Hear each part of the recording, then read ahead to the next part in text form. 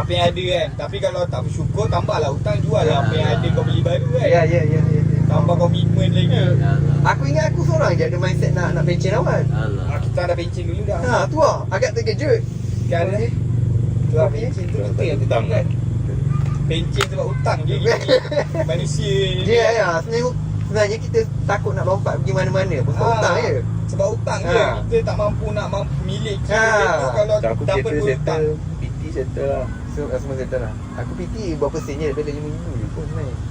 Aku sejak tukar kerja baru ni, sebelum aku tukar ni, aku settle Settlekan semua dulu lah.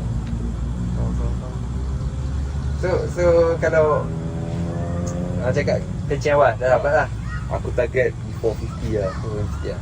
Kira 40 plus lah. ada financial stable apa semua lah.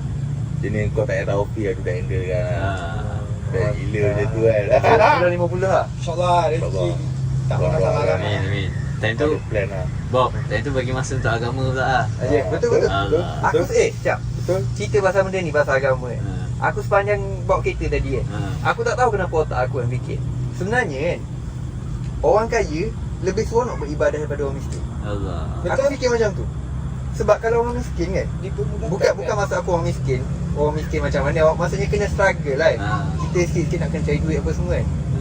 Nak beribadah je tak sebab kita fikir benda tu. Itu kau rasa. Aku rasa lah.